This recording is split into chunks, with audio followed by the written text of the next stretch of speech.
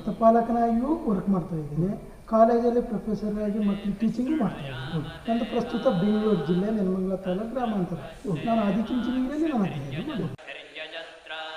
ಅಧ್ಯಾಪನದೊಂದಿಗೆ ಗ್ರಂಥಪಾಲಕರಾಗಿಯೂ ಇಲ್ಲಿ ಸೇವೆ ಸಲ್ಲಿಸುತ್ತಿರುವ ಇವರ ಹೆಸರು ಲಕ್ಷ್ಮಣ್ ಕೆ ಎಂದು ಇದ್ದರೂ ಲಕ್ಷ್ಮಣ್ ಸರ್ ಎಂದೇ ಕರೆಯಲಾಗುತ್ತದೆ. ನನ್ನ ಮೇನ್ ವಿಷಯ ಕೃಷ್ಣ ಯಜುರ್ವೇದ ನಾನು ಓದಿದ್ದು. ಆ ಸಮಯದಲ್ಲಿ ಅಲಂಕಾರ ಶಾಸ್ತ್ರ ತೊಗೊಂಡಿದ್ದು. ನಾನು ಡಿಗ್ರಿ ಮಾಡ್ಕೊಂಡಿದ್ದೀನಿ ಮತ್ತು ಮೈಸೂರು ಓಪನ್ ಯೂನಿವರ್ಸಿಟಿಯಲ್ಲಿ MA ಮಾಡಿದ್ದೀನಿ. ಹಾಗಾಗಿ ಜನರಲ್ ಡಿಗ್ರಿನೂ ಆಗಿದ್ದು.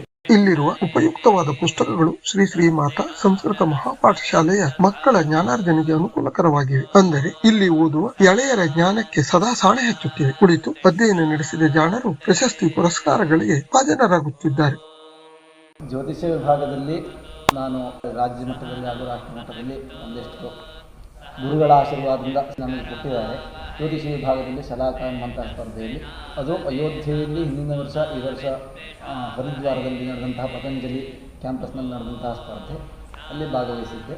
ಅಲ್ಲಿ ಸಿಕ್ಕಿರುವಂಥ ನಾನು ಜ್ಯೋತಿಷ್ಯ MA ಫಸ್ಟ್ ಇಯರ್ ಮುಗಿದು ಈ ವರ್ಷ 2ನೇ ವರ್ಷದಲ್ಲಿ ಅಧ್ಯಯನ ಮಾಡ್ತಾ ಇದ್ದೆ. ನನ್ನ ಮಂಜುಗುಣಿ ಕ್ಷೇತ್ರ ಮಂಜುಗುಣಿ ವೆಂಕಟರಮಣ ದೇವಸ್ಥಾನ ಸಹಿತ ಇದೆ. ಅಲ್ಲಿ ನನ್ನ ಅವರು 3 ಚಿನ್ನದ ಪದಕ ಜ್ಯೋತಿಷ್ಯದಲ್ಲೇ 3 ಮುಂದೆ ಏನಾಗಬೇಕಂತ ಮಾಡಿದ್ದಾರೆ ನೀವು?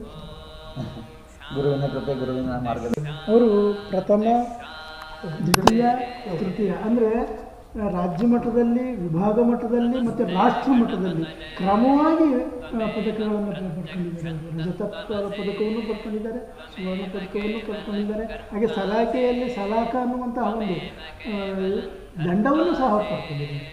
ಅಷ್ಟೇ ಅಲ್ಲ, ನಮ್ಮ ಒಂದು ಪ್ರತಿಯೊಂದು ಶಾಲೆಯಲ್ಲಿ ಏನೇ ಕಾರ್ಯಕ್ರಮ ಮಾಡಿದವರು ತಮ್ಮ ವಾಕ್ಚಾತುರ್ಯ ಭಾಳ ಚೆನ್ನಾಗಿ ಇವರು ಪಡ್ಕೊಂಡ್ಬಂದಿರುವಂಥ ಎಲ್ಲ ಬಹುಮಾನಗಳು ಸಂಸ್ಕೃತಿಯಲ್ಲಿ.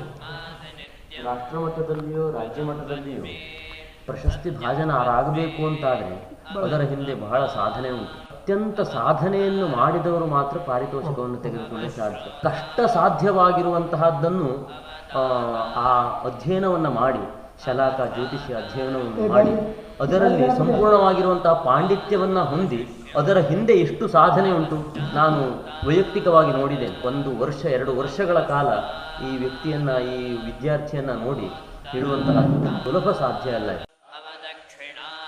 ಹೌದು, ಇಂಥ ಸಾಧನೆ ಮಾಡಲು ನಿರಂತರವಾದ ಪರಿಶ್ರಮ ಬೇಕು. ಹಾಗೂ ಪರಿಶ್ರಮ ಪಡುವ ಮಕ್ಕಳಿಗೆ ಇಂಥ ಸೊಗಸಾದ ಲೈಬ್ರರಿಯ ಅವಶ್ಯಕತೆಯೂ ಇದೆ.